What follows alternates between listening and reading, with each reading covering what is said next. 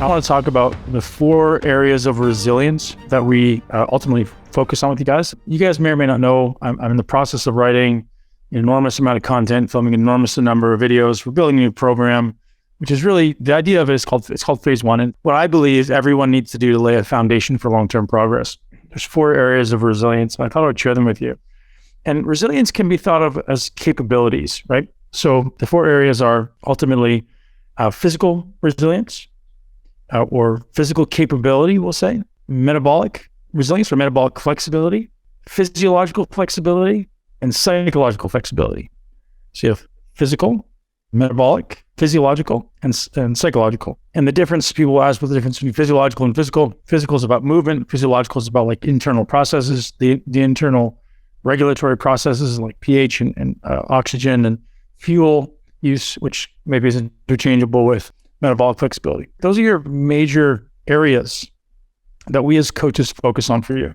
And the reason I think this is relevant, because some of you guys may not know what challenge you're having, right? So everyone comes into our coaching community, and you can imagine everyone says, what do you think the biggest problem is? My nutrition is my biggest problem. How many people believe that? While it may be true, it's important to acknowledge that nutrition is a behavior. Nutrition isn't a food thing, it's a behavior problem for most people. And so what does that mean? Well, most people are eating in a way that is supporting or stress, or eating habitually, mindlessly. So right off the bat, nutrition isn't inherently a nutrition problem. It's more of a psychological problem that could be stemming from a physiological problem, right? So psychological, physiological, right? So you guys know the terminology. And so thinking a little bit deeper about, what actual challenges are we experiencing is an important and empowering framework to take, because as you guys enter your fitness endeavors for the rest of your life, there's so much information to sift through. And there's going to be so many people trying to tell you what your problem is. Oh, it's this deficiency in this. At the end of the day, it's all just marketing, right? Most of it's maybe has some benefit, but it's not any more miraculous than the next thing. But if you guys take the framework of, there's only 4 kind of interventions or 4 physiological resiliences I'm looking to create, right? So if we lose our physical capability over time, we're going to be less effective. So we want to increase our physical capability. First one. We want to improve our metabolic capability, or metabolic flexibility, or metabolic resilience, right? So I want my body to be able to eat more food and ultimately process it and not store it. I want my body to be physiologically resilient and that can be to oxygen and CO2, the accumulation of carbon dioxide. That can be pH. So I ultimately want to shift toward being more alkaline. Those are kind of some physiological resilience examples. And then psychologically resilient, you want to be able to expose yourself to hard things. And that's a simple framework for you guys to take on, and like how we can ultimately start improving our quality of life is these resiliences. It's an important mental framework. After 30, oftentimes our ability to perform diminishes a little bit, right? Maybe after 40, it starts to diminish a little bit. At some point, our physical capability for most people, if you don't pay attention to it, will get worse. So you have to build things into your life. What I'm experiencing in my life now, and I don't know if any of you guys experience this, if I don't make something like an absolute must, it doesn't happen, right? I'm busy. You guys are busy too. If I don't make it like a non-negotiable, it doesn't happen. So I could see now for the first time in my life how men over 35 start to allow themselves to slip. Because if you're just like, when I was in my 30s and my 20s, I could skip a couple days and I was still good, or I could skip a couple weeks and I was still good. Now it's not like that, right? You skip a couple weeks and all of a sudden you're in a place you don't want to be. A couple months, you're looking in a way you don't want to look. So keeping the concept in your mind of physical capabilities, right? When I'm 70, I want to be as physically capable as Roger, right? Roger's just done a bodybuilding show at 70 years old and like looks incredible, shredded, always big capped shoulders, great physique. And that's a huge amount of physical capability. Right. And if we lose that over time, could you guys see the correlation between physical capability and low quality of life, or quality of life, I'm saying, right? If our physical capability diminishes, our quality of life diminishes. And that takes me obviously to the second thing I want to talk about today, but we'll spend a few more minutes on this on these other resiliencies. So we talk metabolic flexibility and metabolic resilience. That's simply the ability for your body to use what you eat, right? People over 20% body fat, 20% body, 20 to 25% body fat. No, that's very subjective, but in general, they tend to use nutrients less effectively, right? We can assume they're slightly inflamed. We can assume their cells have a greater amount of intracellular fat, which influences metabolic flexibility, ultimately insulin sensitivity. Someone who's less metabolically flexible, we eat carbohydrates and all of a sudden they get fat, right? Their body wants to store rather than burn. So we have to improve your body's ability to utilize all these nutrients. So this is another one of these resiliences that we want to think about. So when you guys come into our ecosystem, we want you to immediately understand, okay, well, we want you to understand our process, and I'm sharing our process with you. It's going through these different levels of investigation and assessment. Like, where is this person's physical capability relative to where they were at their best and relative to where they think they want to be, right? And it's our job to fill the gaps. Or so if we say, how are you compared to when you were 21 or when you were 25? Hopefully you haven't diminished, and hopefully you haven't diminished at all. And if you have, great. Well, how do we work toward getting back there? That's the idea of physical ability, nutritional capability, or nutritional flexibility. Same idea. Do we have the ability to be resilient to all types of fuel, right? Not one is good or bad. I should tell you guys that, like, Muscle intelligence, we don't have an approach. We're not dogmatic about keto or carnivore or low carb or high carb.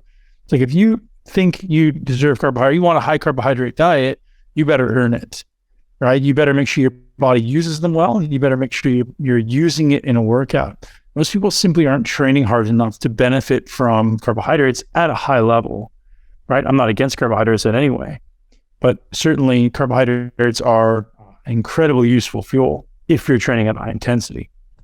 Okay, so we go to physiological flexibility. What's physiological flexibility, right? In our society, these things are built out of society, right? Our body starts to, I always use the analogy of like the wall is closing in around us. Things are getting tighter. Things are getting harder. It's harder to walk up the stairs. It's harder to go out in the cold. We're not as resilient as we once were, right? Think of it as a resiliency. So we have to intentionally, if we don't intentionally expose ourselves to these things, if we don't make it a must, the non-negotiable, you are getting weaker every day, right? So I want to encourage you guys to think about, what are the things I need to do every single day in each of these 4 areas to ensure that I'm going to get better? Because if you're not getting better, you're getting worse. So physiological resilience, we're looking at saunas. We're looking at CO2 tolerance training. We're maybe looking at improving the alkalinity of our body through nutritional interventions and mineral supplementation, making sure you're not consuming too many things that are acidifying to the body. So that's some examples of physiological resilience. And then psychological resilience. What does that look like? Move toward things that are hard, right? Move in the direction of things that are hard on purpose, not avoiding them, right? I've actually, have some things planned in my life where it's like, I know that I'm a goal-oriented person, but I need to have a reason to do the goal. And so if I identify my reason, then the goal is, it's done, right? If I don't have a reason, then I'm like, it's no big deal. Something else will take its place. I'll be like, my primary goal is my business. My secondary goal is my family. So we want to be really clear on, like, what are my non-negotiables every day? So I'd start off just sharing that simple framework with you guys, and I'll be developing that in this course. I'll share it with you guys and how to ultimately approach it most effectively for long-term results, long-term growth. As coaches, we're looking for those things. We're saying, what are the things that Steve identifies as like, this is normal for me. I do this every day. Like I drink 6 cups of coffee every day. Why do you do that, Steve? So we're looking for those things that are problems. And then we go, okay, well, that's the reason you're doing that. The reason that's happening in your life is because of X, Y, and Z. And here's how we can support it. So I think looking for I always say, look for the elephant in the room, right? So what is the biggest deficiency or the biggest challenge they're experiencing? And address that immediately. So as an example, to the gentleman I spoke with on Monday, he's like, man, I'm just under a huge amount of stress. So for me as a coach, I said, okay, what do we have to do with this gentleman, right? We have to build his physiological resilience. So I want you guys to know something. Stress is inevitable, right? Stress is not going anywhere. But your ability to be resilient to it changes, it adapts. And if you're not intentionally subjecting yourself to things that are hard physiologically or hard psychologically, then your resilience gets worse, it gets weaker. So we have to intentionally subject ourselves to things that are bigger. And the way you think about this is the stress bucket, right? We all have this imaginary stress bucket. Some are small, some are big. The bigger my bucket, the more adaptable I am to stress.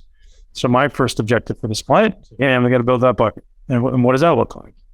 Hot exposure, cold exposure, breath work, nature, meditation, nutrition optimization, gut health optimization, hormone optimization. All right, so it's all the basic things that you guys are already doing. And some may be more important than others. One of the biggest levers we have is movement, right? is muscle, even more specifically, right? Movement and muscle have enormous implications on, the ability to become nutritionally resilient, certainly physically, as far as physical resilience, certainly. And then the exercise process itself is a way to become more physiological and more psychological resilient, right? So we have the physical movement and the nutritional or metabolic resilience coming as a result of exercise, as a result of the actual muscle building process itself. And on the other end is the exercise process is the thing that's going to build greater psychological resilience. So those things are, in my opinion, certainly the biggest lever that I know of to help people improve their resilience on a regular basis in a controlled way. I love the idea of you guys constantly being aware of your tendencies, right? So do you have tendencies to do the things that your coach asks of you? Do you have tendencies to make excuses as to why you can't? Do you have tendencies to make excuses or maybe do it, but be kind of begrudgingly? What's the dialogue going on in your head? And if you can identify the dialogue in your head, realize the objective needs to be, I'm going to move toward this increased resilience, because if I'm not, I'm getting worse, right? If I'm not getting better, I'm getting worse. There's no such thing as status quo, like especially after the age of 35. There's no such thing as staying the same. You're getting worse if you're not paying attention to each area of these resilience. So be super aware of that, man, because what we don't ever want to do is wake up in 1 year or 5 years or 10 years looking, feeling, and performing in a way that we never wanted to, right? And for many of you guys, the looking part drops in importance, right? Looking is very important when we're young, or, we want to look amazing. But I say most of my guys after the age of 40 are like, looking is usually number 3 on the list, right? I want to feel amazing, I want to perform amazing, and then I want to look amazing, right? And so if we're balancing it that way, most guys that I come into is like, yeah, no, I just want to feel awesome, man. Like I want to be able to run, jump, play, wake up in the morning with huge amounts of energy so I can crush life. Then I want to, be able to perform in the gym. I want high physical capability. Then the third one is I just want to look awesome. What do you guys feel about that? How many people prioritize the way they look as the top of the totem pole? No judgment, just like, I trust me, I was there for 25 years. Yeah, good, man. Dude, like, good, right? That's awesome. And I hope that stays a top priority for you forever. And I hope you also maintain physical capability. Like, my judgment of physical capability is, my kids are beastly athletes, and I need to be able to kick their ass when they're in their prime, right? 16, 18 years old, and I got to keep up. So I'm not going to allow my physical capability to drop. Like, I don't care if I look 30 pounds lighter than I was when I was at my biggest, or 50 pounds. I don't care. Like, I need to be able to run, jump, play, do gymnastics, flip, all these types of things. That's my kind of North Star. I always speak about the body you have on the outside is very often an expression of what's happening on the inside, right? Your health on the inside expresses outwardly. So if your body is not metabolically healthy, if your body is not hormonally healthy, it's not like, oh, I'm just going to take this pill or take this medicine or take this hormone and feel better. If your body doesn't look right on the outside, it's not a deficiency in testosterone, right? You may be deficient in testosterone, but it's not the thing that's going to make you look better, right? It's fixing your health that will ultimately make the testosterone go up, which will make you look better. So health should be the primary objective. The reason when I speak about muscle intelligence, I say lean, healthy, muscular in that order on purpose, because I think those are our primary 3 targets. Being lean, I think you guys could say differently, is one of the single biggest levers we have for health, right? You see people that are healthy. Again, you could certainly be lean and not healthy, but usually when you're not lean, you're not healthy in general, right? So we want to become as lean as we possibly can in a healthy way, naturally. And then, obviously we want to have health as a byproduct, or certainly a focus. How many of you guys can relate to going to the gym to do cardio sometime and dragging your feet and bitching about it the whole way and just like nutting your way through it and sucked the whole time, and your attitude sucked, and you did it, but the whole time it was kind of begrudgingly dragging your feet, dragging your ass? Anybody can relate to that? Would it be possible to do the exact same cardio and the exact same transformation process? Nothing changes. Same diet, same workouts, same cardio, everything's the same. But the one thing that changes is your mindset. You go, holy shit, I'm so lucky to be here. I'm so lucky to eat the best foods in the world. I'm so lucky to be wealthy enough to have the best foods in the world. I'm so lucky to have my body that works and these biceps that contract for me, this brain that shows up for me. and just truly honoring your body, right? So think of the difference. It could even be the same physical outcome. I don't think it would be. There'd probably be some differences, but it could be the same physical outcome, same process, same physical outcome. What's the difference at the end? That, right? Your perception of the event and who you become in the process. So I'm constantly reinforcing, dragging my feet, doing things begrudgingly. That becomes my personality. That becomes a characteristic, right? A character trait. And so one of the things I learned, just like, I don't know, maybe by happenstance, maybe through pain, was this reality that, man, I'm so blessed to be able to go to the gym. I'm so blessed to have an amazing community like this, an amazing team of coaches, to have a body that shows up for me, to have a body that I just love, man. My body shows up, it looks great, it feels great, it performs well every day. It supports an adventure. And that mindset alone, for me, just is a complete game changer, man. And like, I wasn't always that way. I was oftentimes the complete opposite. I was like, oh, fuck, I got to do cardio. I got to eat this damn chicken. I got to eat these sweet potatoes. It was terrible. And that, if you could become conscious of it and choose who you're becoming in the process, I think is the single greatest opportunity that exercise presents you, because every time you go in the gym, you're facing that weakness. You're facing that guy who wants to quit. You're facing that guy who doesn't want to go. You're facing that guy who says, I can't do another rep. You're facing that guy who says, I don't want to do this exercise, or this hurts, or this sucks. And you get the opportunity to intentionally build it. So what sounds like you're lacking, Guillaume, is this intention, right? So when we go to the gym, we have the opportunity to become more conscious or less conscious, right? So when I go to the gym, we can turn on really loud music. We can just zone out and just go. We just fucking go, gas pedal and go. Or we can become intentional about what we're doing and actually curate how hard we're pushing, how far we're pushing. Again, not necessarily one is right or wrong. I think they both have a place. But I really have a belief that if I want to become a better version of myself, the single greatest opportunity in exercise is to become more present and more mindful in my body, in my thoughts during that experience. Does that make sense? Yeah. So as an example, 2 weeks ago, I was in Spain with Dorian Yates, and myself, Gavin, and one of my clients, Gareth, were there. Gavin's our head coach. Dorian, you guys know Dorian Yates, 6-time Mr. Olympia, known for being the hardest working bodybuilder ever, although I would have given him a run for his money. And we're like, all right, man, we'll do a leg workout. Let's go. And so I think it could have been one of those things where some of you may dread that psychologically. But anybody, if I said, hey guys, anyone want to fly to Toronto tomorrow and train legs with me, I'll pay the flight. Anyone will come? Would anyone go, hell no? Would anyone say, hell no? Like, I don't want to do it. I'm not ready. Right. So what that says to me is like, well, that's some level of either scared, being afraid or inadequacy that you could build by stepping into that challenge, right? Nobody take this personally, but I would say that's little, small b Ben. I'm calling my little bitch. Right? I'm like, hey, the little bitch doesn't want to do it. I'm like, okay, well, how about we get a little, we grow up a little bit, get a little ballsy, and we actually just go do it. And I think the opportunity to develop that and see where you tend to be weaker, where you tend to want to quit, or you tend to want to avoid the hard things. It's a beautiful opportunity because it transfers into life. It's not just it can happen in the gym, right? That confidence and that character comes through commitment, right? That's kind of our 3 taglines in Muscle Intelligence for 2023. Is confidence and character through commitment. I did a 9-hour mountain climb with a friend of mine, Alex Fiata, and the first 90 minutes of it was just the worst 90 minutes of my life. It was just torture. I was like, there's no way I'm going to get up to the top of this thing. How am I going to do 9 hours? And when the first 90 minutes was just like, it was like every step was just burning. I was like, I think I had lactic acid in my eyeballs, like so hard. It was 300 pounds big. I was like, I don't care. I got to do this. I said I was going to do it. I'm going to do it. And all of a sudden, I just kind of stopped. And I looked around and I was like, what the hell am I doing? I'm sitting here and I'm in my head. I'm like, it's the most beautiful day. I'm out with 2 of my best friends in the world. I'm just going to enjoy this. And I slowed my breathing down. I calmed myself down. I said, thank you. I looked up and I was so grateful.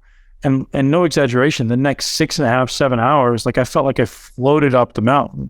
It's like, God, what just happened? Like I literally went from like being in my own bubble, my own head of hell, to like this most amazing experience like that. Because I'm going to be here. I'm going to do it anyways. I'm not going to quit. I might as well enjoy it. But I was blown away by how different it was. it's just do the thing you don't want to do, man. Because here's the thing in life. It's so easy it's so easy to do, and it's so easy not to do, right? It's so easy to not sit down in the morning and meditate. It's so easy, right? It's so easy to skip the cardio. It's so easy to eat the donut. That's easy, man, right? Talk about psychological resilience. Well, don't do it. See how, or do it conversely, right? Like if it's about the cold shower or the 10 minutes of meditation or the hour of meditation. How many of you guys meditate consistently or meditate ever? So how many of you guys have meditated for at least 1 hour once in your life? Anyone? Okay. So there's something magical that happens in meditation. And for me, it's usually around like 40, 45 minutes. Something just magical that happens. It never happens for me in the first 20, 30 minutes. Well, the better I get or the more consistent I get, the earlier it happens. But usually it happens somewhere around 40, 45 minutes where it's a whole new depth. It's a whole new understanding of what meditation is.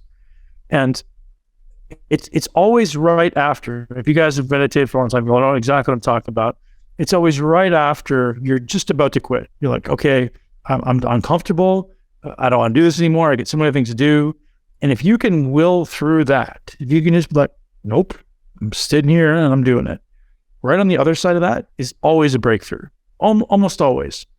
And there's always this huge amount of like resistance. It's a really great metaphor. There's like, my body hurts, my legs are falling asleep, my ass is numb, I got the scratch on my nose, but I'm still going to stay here, right? I'm just going to breathe through it. And if you do, or when you do, there's just amazing breakthroughs in the other side. Anyone ever experienced that? I think there's some important metaphors there. Anyways, it's talking about psychological resilience. When things start to get challenging is when you guys start to get stronger. We start to get stronger as humans. But I'll tell you guys, the key that I'm experiencing right now in my life is if it's not a must, it's not going to happen. And never before in my life has this been an issue for me because I've never been quite as busy as I am right now in business and in life. I've always training was just an enormous priority in my life. It was like top priority, just did it every day. Like I never missed. And to be fair, I was also in Tampa 3 blocks away from my own gym. So it was very easy to get into the gym. I had the key. If I wanted to go 3 in the morning or 3 in the afternoon, whatever, I could go. Now traveling is very different. So it's a very interesting time in my life. So what I encourage you guys to do is choose the 1, 2, or 3 things that you find to be hard that also have a significant impact on your results, right? Don't do something that like, oh, that's hard for me, but it's not going to impact and move me in the direction of my goals.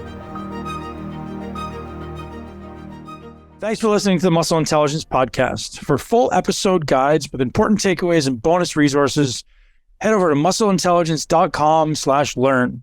If you enjoy the show and find value in the content, please subscribe, share this podcast with at least one person you know and love who would benefit from this content, leave us a review, and support our sponsors. You can see the full list of show sponsors, discounts, and get exclusive Muscle Intelligence deals at muscleintelligence.com/resources. To join our private community and get VIP access to my masterclasses, upcoming muscle camps, and other resources that we don't post anywhere else, head to muscleintelligence.com/community. Most of all, thank you very much for your trust, for your time, and most importantly, for supporting health and fitness in this world. Enjoy your day, and I look forward to seeing you here next week. Thank you so much for tuning into Muscle Intelligence. If you enjoyed today's episode, please be sure to share it with at least one person you know. Make sure you're subscribed so you never miss an episode. This podcast is for information purposes only. The statements and views on this podcast are not medical advice. This podcast, including Ben Pakulski and the producers, disclaim responsibility for any possible adverse effects from the use of information contained herein. Opinions of guests are their own, and this podcast does not endorse or accept responsibility for statements made by guests. This podcast does not make any representations or warranties about guest qualifications or credibility. This podcast may contain paid endorsements or advertisements for products or services. Individuals on this podcast may have a direct or indirect financial interest in products or services referred to herein. If you think you have a medical problem, consult a licensed physician.